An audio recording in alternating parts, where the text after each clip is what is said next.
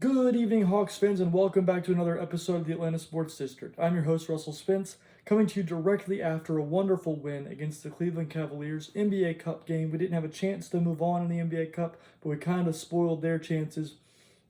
Overall, we win tonight 130 to 123 over the Cleveland Cavaliers. Let's get into how that all unfolded.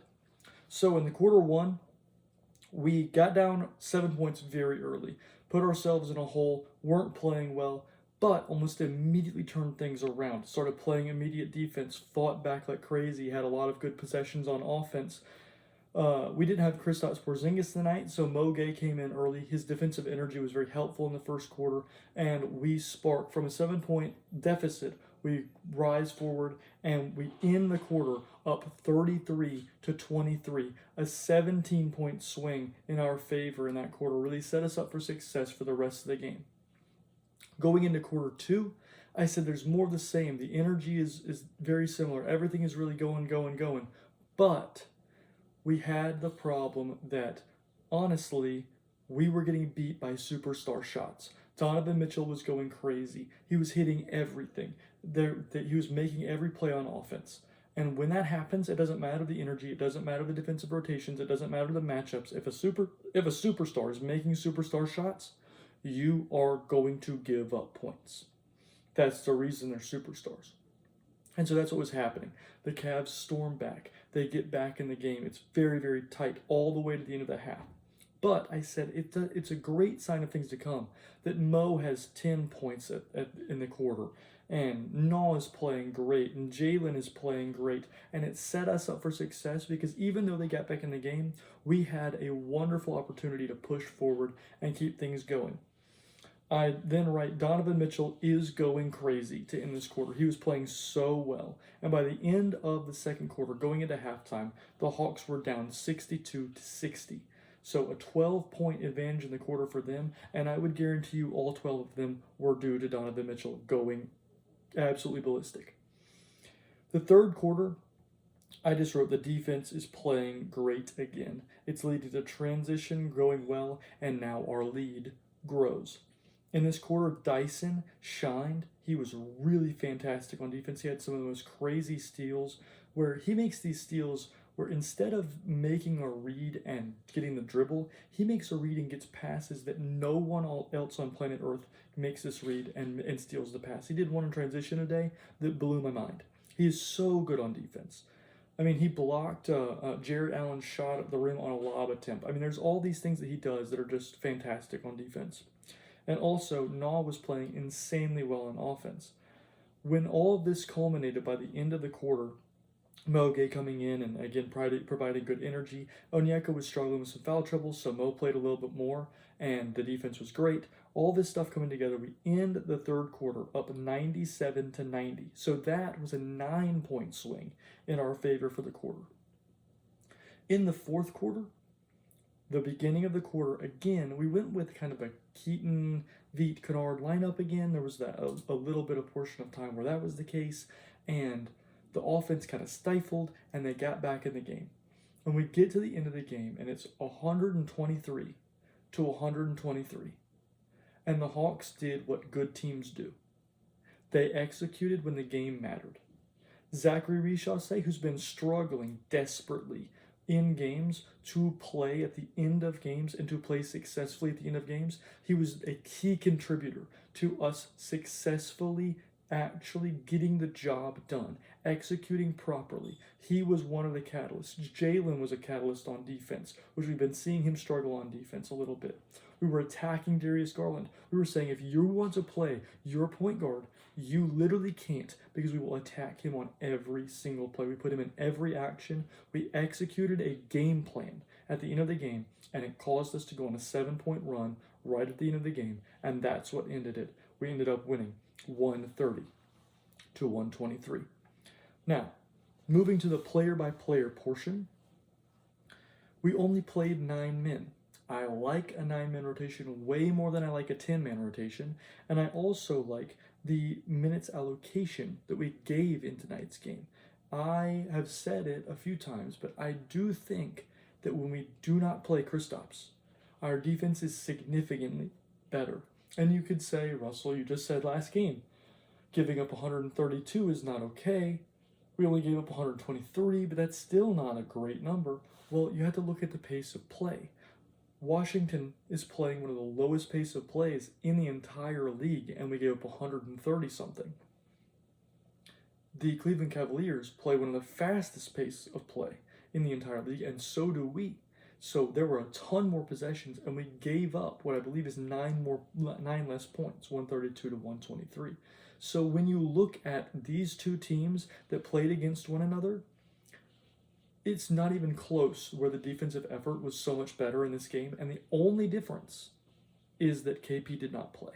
So I'm not trying to get down on KP. I know he's got a lot going on with his illness and with injuries that he's had in the past, and he's getting a little bit older, and he's never been a fully healthy player. But quite honestly, the defense does improve significantly when he does not play. And that's a little bit concerning to me. Knowing that he makes $38 million, Tony Ressler is going to want that guy to play if he's healthy.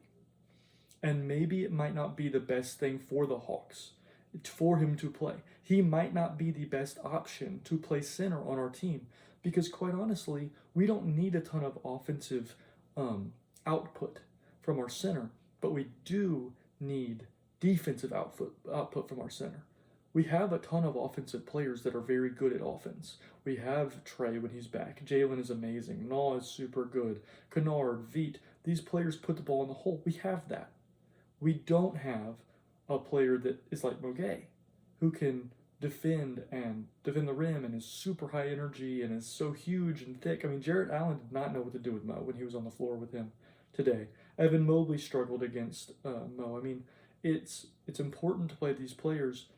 And so, again, I think that tonight's defensive effort was way better, and we only had to play 9 men, so people got the right minutes allocation. Keaton Wallace only played 9 minutes. That's about right. When Trey comes back, I expect him to be knocked out of the rotation. He had no points and no rebounds, but he did have 2 really beautiful assists that were on really great reads. That actually is a huge improvement for Keaton because for a long time he's not been able to make those reads. He made 2 tonight. And so when I see that, I immediately go, he's improving something. And he's not a capped out player. He hasn't reached his age ceiling of when players start kind of plateauing. He's not there yet. So he can still have skills that are increasing. And I really think that the next step for Keaton to be an actual NBA rotation guard is being able to make the point guard reads. If he can make those, he's a much more valuable asset because then the dribble pass is a way he spaces the floor. He's got an okay jumper. He can space the floor that way, kind of.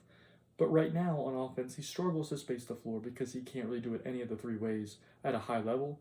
If he could get the passing to be at a high level, then he's much more valuable. And the defense would play against most teams because most teams have a smaller guard. Moving on to Luke Kennard. Luke had 16 minutes. He had 3 points on 1 of 3 shooting and 2 assists. Quite honestly, Luke just kind of ran up and down the court a good bit. He didn't shoot the ball a ton. He needs to shoot more. The one shot he did get was on a wide open shot that was off a drive from Moguet.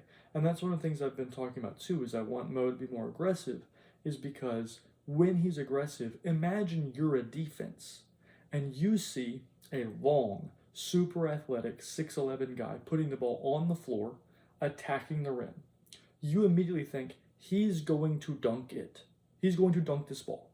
And the dunk is an extremely effective play because you make like 99.8% of them. So defenses are really keyed in on, we do not give up dunks, we do not give up dunks, we do not give up dunks. And so they will crash. And you saw that tonight. Moguet puts the ball on the floor, attacks, the defense crashes down, he kicks it to a wide open Luke Kennard, who is one of the greatest 3-point shooters statistically in the history of the game. He catches it and he hits it. Boom, 3 points. And so that's the reason I've been talking about I want Mo to be more aggressive. He had a couple of really nice dribble moves tonight. I really, really hope he keeps playing this aggressively. Moving on to Veet Krejci. Veet had 14 points on 12 shots, 3 of 9 from 3. 2 rebounds, 3 assists, only 1 turnover. Veet played very well tonight, especially he had some very nice defensive possessions on Donovan Mitchell, where he had a block on Donovan Mitchell, he had a block on Darius Garland, that I don't know if he got credit for either of them, to be honest. I can look here. Yeah, they didn't give him credit for any blocks, but on the broadcast, it really looked like he got a hand on that basketball, and he definitely affected the shots. He had some wonderful defensive possessions on those guys. He hunted his shot, and he only played 21 minutes. That's what I'm saying is like he can still make a very positive impact on the game and still not play more than Zach. That's what we need because the defense isn't going to be able to play for 30 something minutes. He's not a great defender. If you play him for 30 minutes, they're going to attack him enough to make it not worth playing him. But if he only plays about 20 minutes and he really makes a positive impact on offense during that 20 minutes, and they don't really have as much time to attack him on defense, then he becomes extraordinarily valuable. So that's what I would like us to do. I really thought it helped tonight. I don't think we win that game unless V. Krejci plays the way he did. Moving on to Mo Gay, my wonderful favorite player who plays right now.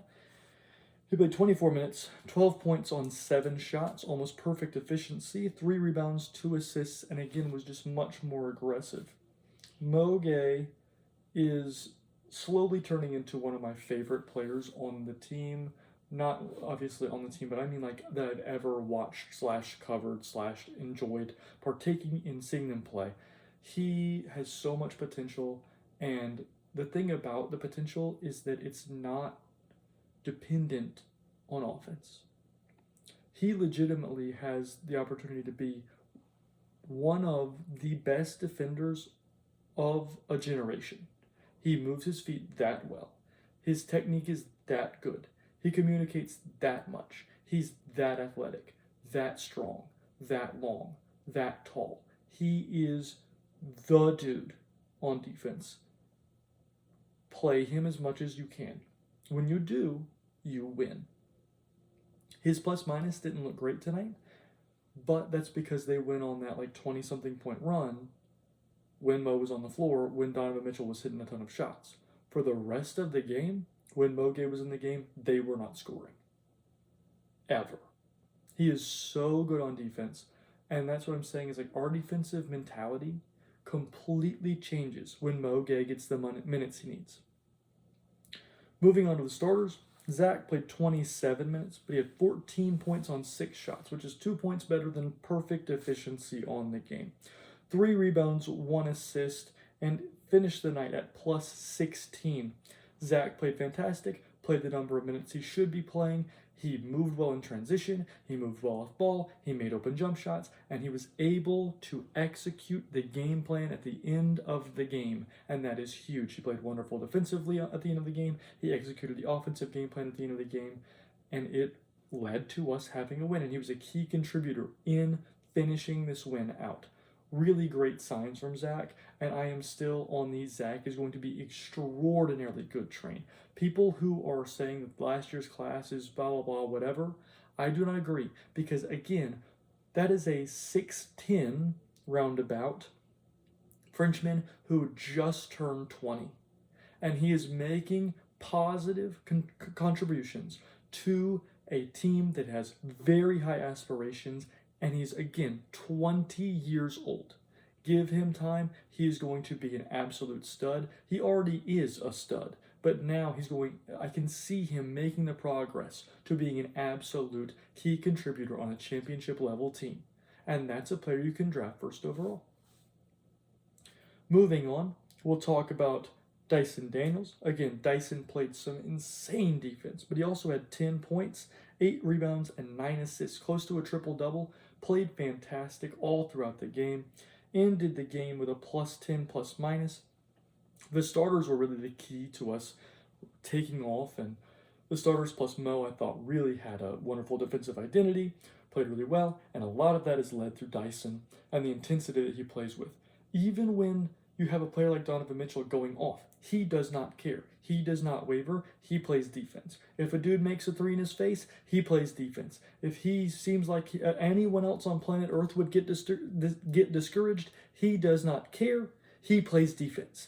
And I adore that because as a player who, he doesn't have the greatest offensive game, he cannot afford to get discouraged.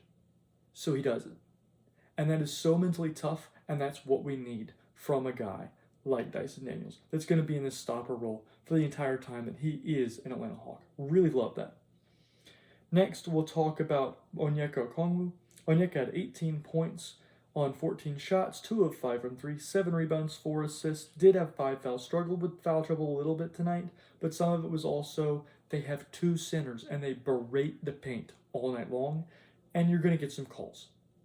But he finished the game +9, honestly played super well. A few of his passes were really upper-level center reads. He's playing super well. I keep talking about it, but I would have him be the starting center at this point. I think he matches what we need from our starting center a lot more than Kristaps does. He switches well, he moves well, he's able to play up the touch, he's super active with his hands. There was a huge steal he got at the end of the game that was super important. He is what we need in a center, and he played fantastic. He lived up to the billing. Next, we'll move on to Nickeil Alexander-Walker.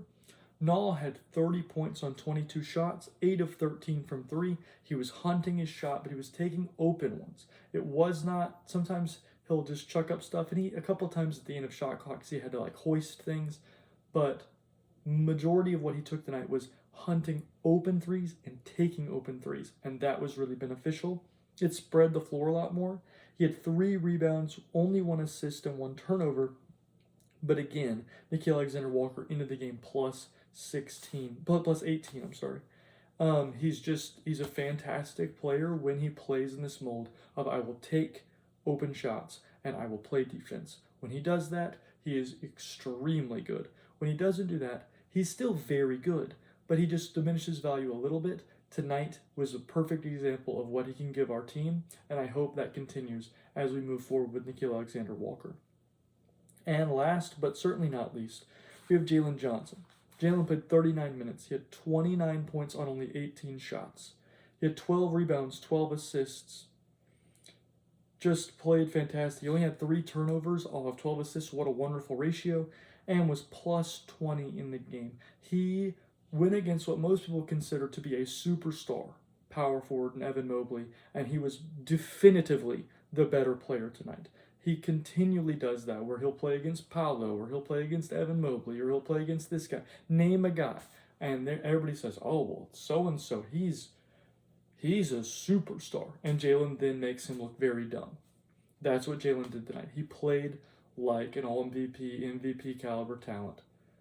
And I just really think that this aggressiveness that we have from Jalen, if you put Trae Young alongside this Jalen, the one that is aggressive, that every time he touches the ball, he tries to do something positive for the offense. And even if he's not touching the ball, he's trying to do something positive for the offense. He's setting screens. He's playing in the short roll. He's attacking. He is constantly, every play, he is doing something positive. When Jalen does that, if you add Trae Young into that and let Trae hit him on the short roll, let Trae throw lobs to him, let Trae find him in transition, then he's going to start getting easy points, and then short roll pass, oh, now we get a lob to Okongwu. He still gets his assists, he still gets his points, and he's being aggressive, and the defense has to be insanely concerned with what Jalen Johnson is doing on every play.